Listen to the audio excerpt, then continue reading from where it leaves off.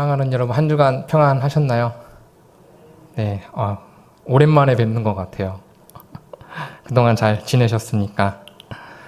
먼저 우리 소년부 아이들의 여름 수련회를 위해서 함께 기도해 주시고 또 마음을 모아주신 모든 분들에게 감사의 마음을 전합니다. 덕분에 우리 아이들이 은혜롭고 좋은 시간들을 잘 보낼 수 있었습니다. 오늘 수요 사경의 설교를 시작하면서 먼저 주변에 계신 분들이랑 이렇게 인사 나누겠습니다. 미모가 여전하십니다. 네. 제가 수요 사경에 선지 제법 되었는데 그때나 지금이나 미모도 선한 표정도 신실하신 자태도 여전하신 것 같습니다. 시간이 이렇게 지나고 세월이 이렇게 흐르다 보면은 참 많은 것들이 변합니다. 사람도 변하고 풍경도 바뀌고 시대도 달라집니다. 그런데 이제 사람이 이제 경험이 쌓이고 관록이 늘기 시작하면은 그렇게 변하고 달라지는 것들 속에서 여러분의 미모처럼 변하지 않는 무언가를 발견하게 됩니다. 뭘까요? 네, 본질입니다. 사람이 변하는 모습을 가만히 지켜보고 있으면은 태어나서 살다가 죽는 그 인생의 수레바퀴를 발견하게 됩니다. 작년에 무성했던 나뭇잎이랑 지금 무성한 나뭇잎이 분명 다른데 그렇게 돌고 도는 계절을 계속 바라보다 보면은 이 변화에는 변함이 없다라는 사실을 알게 된다라는 겁니다. 수없이 변하는 것들 속에서 여전히 변하지 않는 그 무엇을 발견하게 될 때 우리는 그것을 본질이라고 이야기합니다. 사람의 본질은 무엇인가? 인생의 본질은 무엇인가? 신앙의 본질은 무엇인가? 우리는 그 본질을 참 궁금해하고 갈망합니다. 그 본질을 알아야지 진짜 나다운 참된 것들이 드러나게 되고 또 그 본질에 맞닿아야지 영원에 닿을 거라 생각하기 때문입니다. 진리와 영원을 갈망하게 되는 것, 이것이야말로 인간의 가장 본질적인 본성이 아닐까 싶습니다. 그리고 이런 본질에 대한 고민은 특별히 사람을 키워낼 때 가장 깊어지는 것 같습니다. 내 아이를 어떻게 키울 것인가? 특별히 교회에서는 한 명의 그리스도인을 어떻게 키워낼 것인가? 사람과 세상과 하나님에 대한 본질에 대해서 질문하지 않으면은 그 방향을 잡을 수 없고 방법도 알 수 없기 때문에 우리는 늘 본질에 대한 고민을 한다라는 겁니다. 그래서 저희 이번 소년부에서는 캠프 코리아라는 선교단체 어린이 연합 수련회에 다녀왔습니다. 좀 더 아이들이 하나님의 세계 그 본질에 좀 닿았으면 하는 마음이 있었습니다. 그래서 지금과는 다른 여러 경험들을 통해서 내가 살아가고 있는 세계보다 하나님의 세계가 더 크고 광활하구나, 더 흥미진진하구나라는 거를 아이들한테 좀 보여주고 싶었습니다. 그래서 실제로 이제 연합 집회에 갔는데 확실히 이제 교회에서 수련할 때랑 다르게 분위기가 나더라고요. 막 거의 한 3, 40개 교회가 모여서 한 7, 800명 정도가 모였거든요. 그러니까 확실히 수련회다운 분위기가 나서 되게 좋았습니다. 이제 스태프들이 아이들을 대하는 태도만 봐도 확실히 이분들이 이런 연합 집회를 많이 해본 경험이 이렇게 있구나, 능숙함이 좀 묻어났습니다. 날씨가 엄청 더웠는데도 이 교회와 아이들을 위해서 섬기기 위해서 최선을 다하는 모습을 이렇게 보고 나니까 그 모습만으로도 벌써 이렇게 은혜가 되더라고요. 정말 하나님을 향한 그 마음, 그 본질적인 마음이 없으면은 저런 수고 참 불가능하겠다 이런 생각이 드는 그런 시간이었습니다. 그런데 그렇다고 해서 이게 모든 게 완벽하지는 않았습니다. 제가 너무 훌륭한 소년부 선생님들이랑 사역을 해서 그런지 눈이 좀 많이 높아졌어요. 그래서 집회가 이렇게 진행되는데 이렇게 좀 매끄럽지 않은 부분들이 보이더라고요. 그래서 왜 그런가 이렇게 봤더니 일하시는 스태프들이 너무 적은 거예요. 한 분이 막 여러 일들을 이렇게 감당하시니까 이게 매끄럽지가 않은 거죠. 그 모습을 보면서 되게 안타까웠어요. 한국교회의 영향력이 예전 같지 않다라는 게 그런 모습들에서 좀 이렇게 비춰지더라고요. 그렇다면은 우리 아이들은 어땠을까요? 아이들은 어땠을까요? 아이들은 어딜 가든지 여전히 아이들이었습니다. 제가 새롭게 수련회에 왔으니까 좀 뭔가 다를까 싶었는데 역시나였습니다. 예배당 가는 길이었어요. 이렇게 목사님을 부르더니 저한테 대놓고 그러는 거예요. 우리 그냥 놀러 가면 안 돼요? 예배 째면 안 돼요? 그런데 정말 웃긴 거는 예배가 딱 시작되잖아요. 그러면은 완전 초집중을 해요. 그런 걸 보면은 이럴 거면서 왜 그 얘기를 했을까 이 생각이 막 들었습니다. 우리 아이들 정말 노는 거를 좋아합니다. 친구들이랑 선생님들이랑 밤새 놀고 싶어 합니다. 옆에서 보면은 신앙에는 그렇게 관심 없어 보이는 듯 보일 수 있습니다. 그런데 막상 가까이에서 놀면서 이런저런 이야기를 나눠보면은 하나님에 대한 관심이 있어요. 궁금해합니다. 그러면서 내심 마음속으로는 하나님을 만나고 싶어 합니다. 그런데 재미있는 건 집회가 끝나고 나면은 원래대로 돌아와요. 그 모습을 보면서 저도 옛날 생각이 되게 많이 났습니다. 저 어렸을 때도 이제 수련회를 가면은 다 똑같았던 것 같아요. 그냥 교회 친구들이 좋고 선생님들이랑 노는 거 좋고 예배 시간에 그냥 멋 모르고 이렇게 앉아서 집중하다가 문득 정말 하나님 살아계신가? 궁금하기도 하고 어떻게 하면 하나님 만날 수 있을까? 경험해보고 싶기도 하고 그런 마음이 듭니다. 그런데 레크레이션이 찾아오면은 그때 이제 신앙이고 뭐고 나발이고 그냥 눈에 뵈는 거 없이 열심히 놀기 바빴던 그때의 그 모습이 떠올랐다라는 겁니다. 그런 걸 보면은 그때의 아이들이나 지금의 아이들이나 다를 바 없는 모습이지 않나 생각이 들었습니다.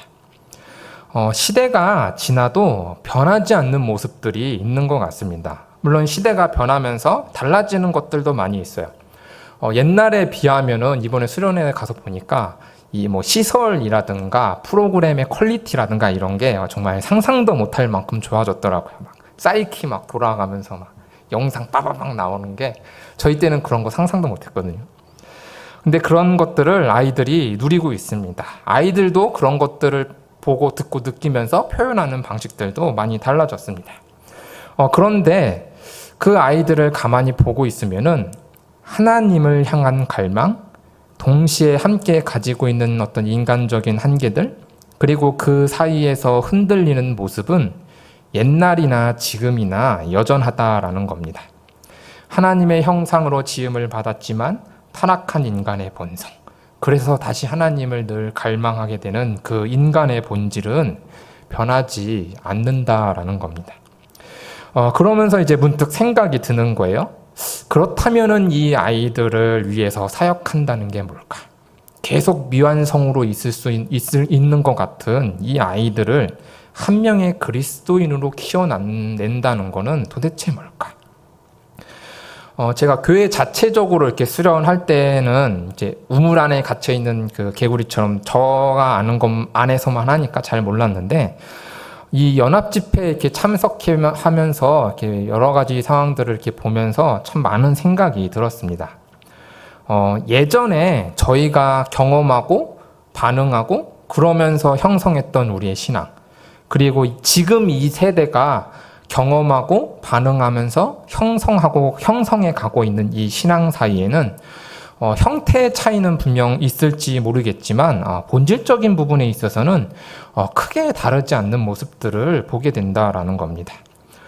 열심히 설교랑 게임 준비하고 막 선물 주고 이야기 들어주고 같이 놀아주고 이런 것들이 옛날이나 지금이나 중요합니다.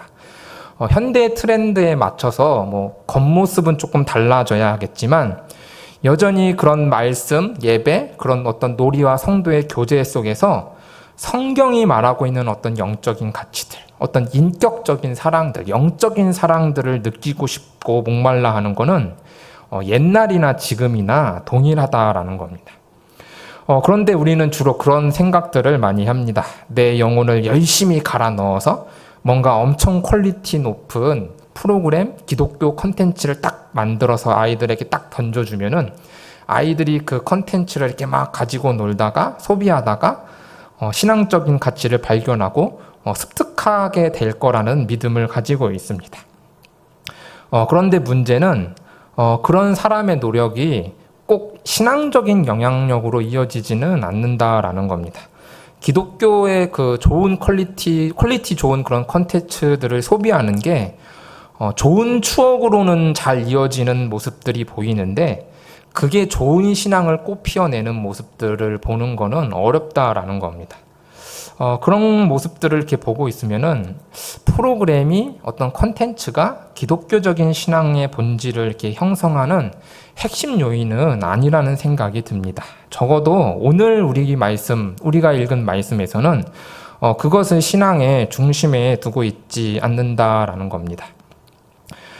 오늘 본문 말씀을 다시 한번 읽어볼까요? 네, 히브리서 4장 15에서 16절 말씀. 한번 큰 목소리로 함께 읽어보도록 하겠습니다. 시작! 우리에게 있는 대제사장은 우리의 연약함을 동정하지 못하실 리가 아니요 모든 일에 우리와 똑같이 시험을 받으신 이로되 죄는 없으시니라. 그러므로 우리는 긍휼하심을 받고 때를 따라 돕는 은혜를 얻기 위하여 은혜의 보좌 앞에 담대히 나아갈 것이니라. 아멘. 오늘 본문 말씀을 보면은 이 인간의 연약함, 그 연약함과 한계를 뛰어넘어서 하나님께 도달하기 위해, 바꿔 말하면은 본질에 닿기 위해서 성경이 우리에게 제시하고 있는 것, 그것은 다른 어떤 프로그램, 콘텐츠, 어떤 이런 것들이 아니라 참 사람이자 참 하나님이셨던 그리스도라 말하는 그 신적이면서 인간적인 그 존재 자체였다라는 겁니다. 그 그리스도를 이야기하면서 너희가 돕는 은혜를 얻기 위해서 그 그리스도의 현존 앞으로 나아가라고 권면하고 있다라는 겁니다. 그런데 그러면서 이 그리스도를 묘사하는 단어들이 특이합니다. 우리는 지금 연약함 때문에 그리스도께 도움을 얻어야 되는 상황인데 성경은 부활이라든가 능력이라든가 영광이라든가 그런 승리한 그리스도를 묘사하지 않습니다. 오히려 우리가 좀 실망스러울 수 있는 연약하고 시험받으시고 죄인으로 오해받을 수 있는 지극히 인간적인 그리스도의 모습을 더 이야기하고 있다라는 겁니다. 이런 주님이라고 한다면은 공감은 확실히 해줄 수 있을 것 같아요. 그런데 내가 변하는 변화를 보장해 줄까? 여기에는 퀘스천 마크가 붙는다라는 겁니다. 주님이 좋은 분인 건 알겠는데 공감을 잘 해주실 것 같은데 나를 온전히 맡기기에는, 내가 원하는 변화를 이끌어내기에는 성경의 증언이 조금 모자라다, 부족하다, 내가 원하는 단어들을 사용하지 않는다, 그런 느낌이 든다라는 겁니다. 내가 원하는 대로 흘러가지 않을 수 있다는, 그냥 공감만 해주고 끝날 수도 있는 이 상황을 보면서 주님께 불안감을 내려놓기에는 우리의 마음이 연약해진다라는 겁니다. 네, 그런데 그럼에도 불구하고 말씀은 여전히 연약하고 그래서 고난당하셨던 그 그리스도의 약점을 우리에게 계속 이야기해주고 있습니다. 그 약점이 무슨 변화를 만들어 가시기에, 우리에게 무엇을 허락해 주시기에 이 연약함을 계속 말씀하시는가? 우리는 이 그리스도의 연약함이 일궈내신 우리의 현실을 조금 한번 살펴볼 필요가 있는 것 같습니다. 아까 서두에 말씀드렸던 것처럼 아이들은 철이 없죠. 철없는 아이들입니다. 좋음과 나쁨이 공존하고 있고 모호하고 미숙한 존재들입니다. 신앙생활에 관심이 없는 것 같은데 하나님을 궁금해하기도 하고 정말 순수하게 하나님을 받아들이는가 싶더니 금방 잊어버리고 자기 본능에 충실한 삶을 살아가는 것이 이 아이들이다라는 겁니다.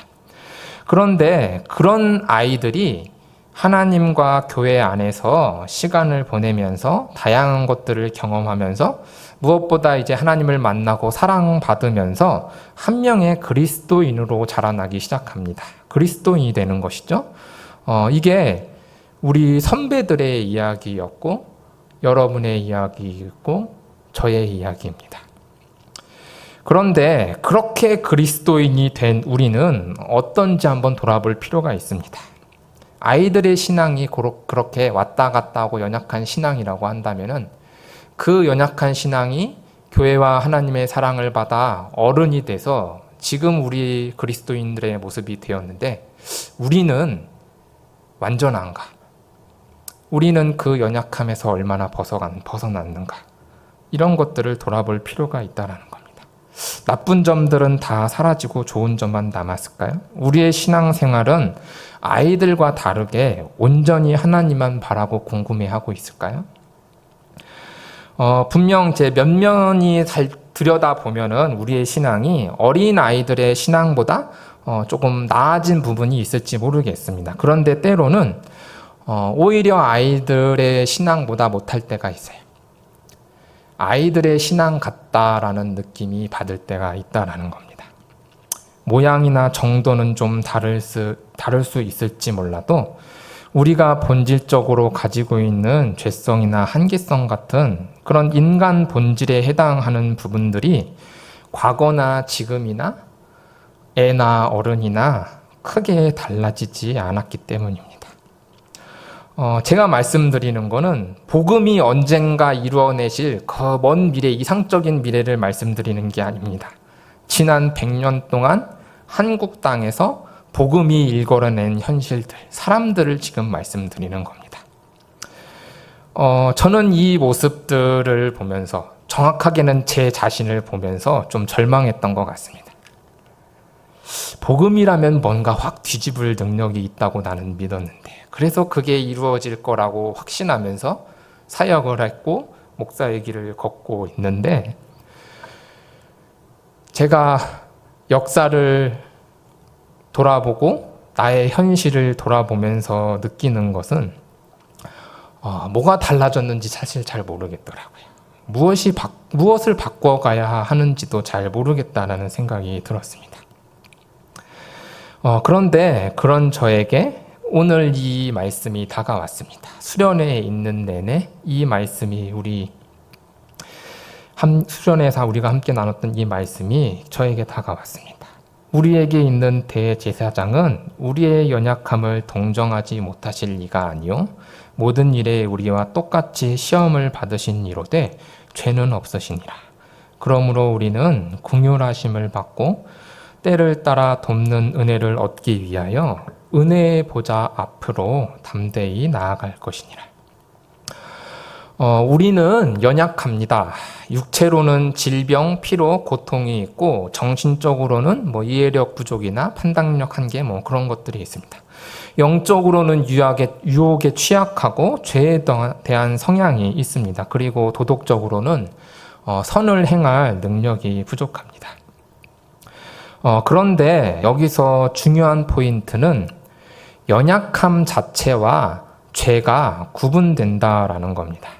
그리스도께서 연약한 모습으로 시험을 당하셨지만 죄는 없으셨다 이야기합니다. 마찬가지로 우리가 태어날 때부터 가진 한계성, 완전하지 않음, 그것을 가지고 있습니다. 그런데 그것은 하나님이 창조하신 인간의 본래의 모습이었습니다. 본질이었다라는 겁니다. 그런데 이러한 연약함이 하나님으로부터 멀어지는 방향을 가질 때 성경은 그것을 가리켜서 죄다라고 이야기합니다. 원래 있어야 할 자리에서 벗어나는 것, 원래 가까이 있어야 할 그분에서 벗어나는 것, 성경은 그것을 죄라고 이야기한다라는 겁니다. 그렇다면은 이 두 가지를 함께 생각해 보면은 이런 질문을 던져볼 수 있습니다. 하나님으로부터 멀어지지 않는 연약함은 죄일까요? 죄가 아닐까요?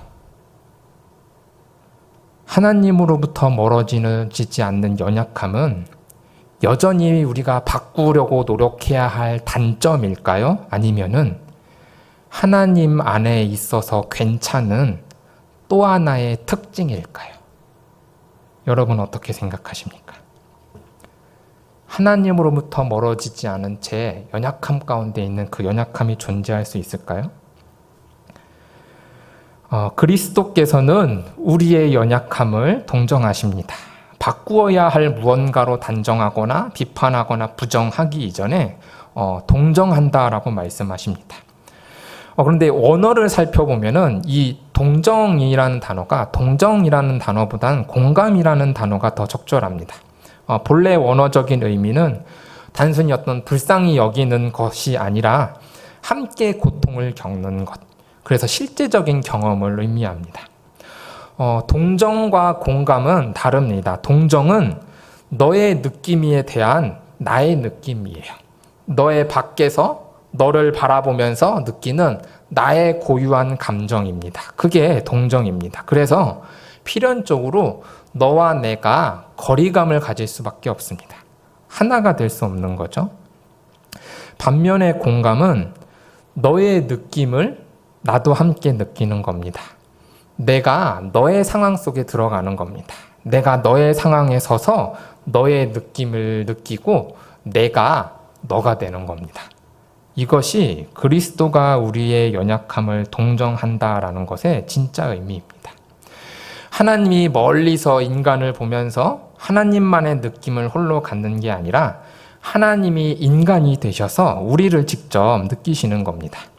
배고프셨고 목마르셨고 피곤하셨고 화도 나셨고 슬퍼하셨습니다.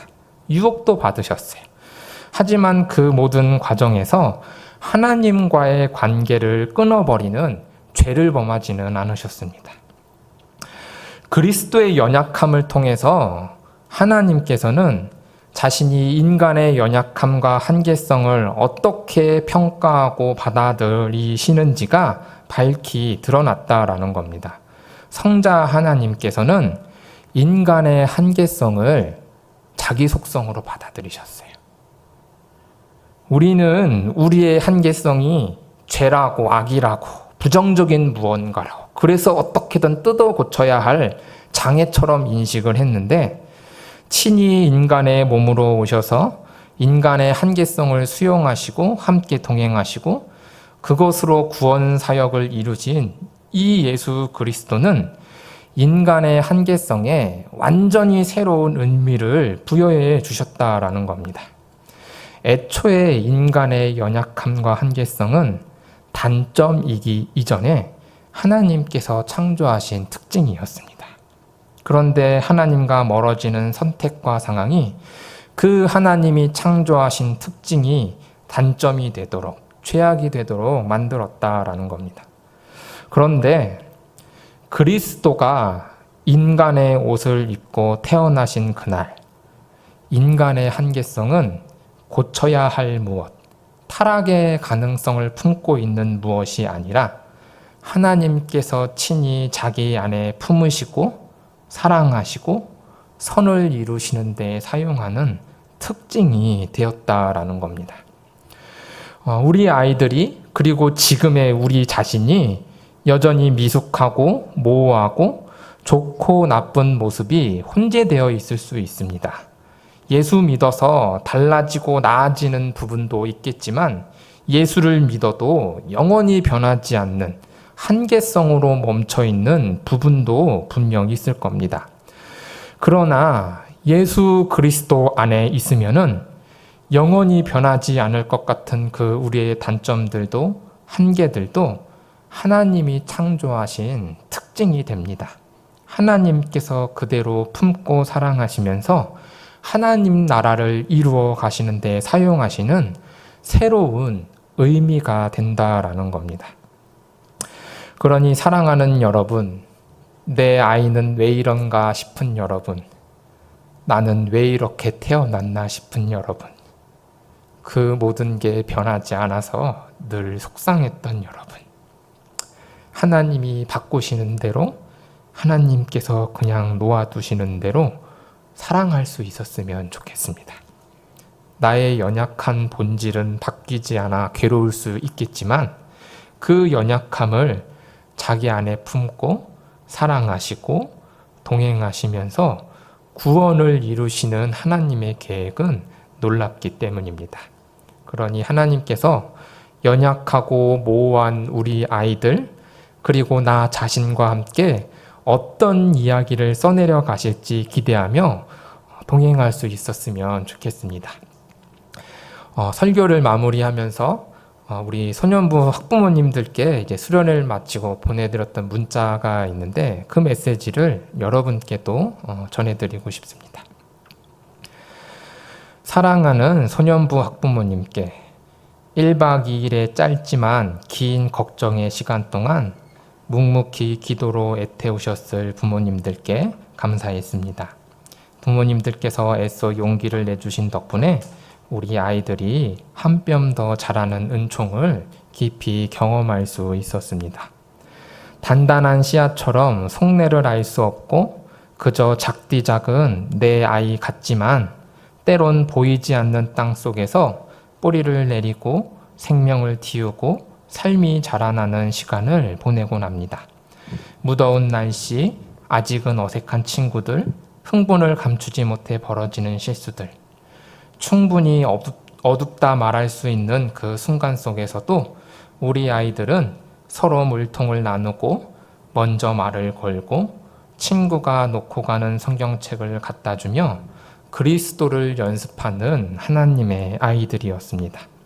그러니 때로는 눈에 보이지 않아도 여전히 최선을 다해 믿음의 뿌리를 내리고 있는 우리 아이들에게 그저 잘했다 칭찬해 주시고 격려해 주시기를 부탁드립니다.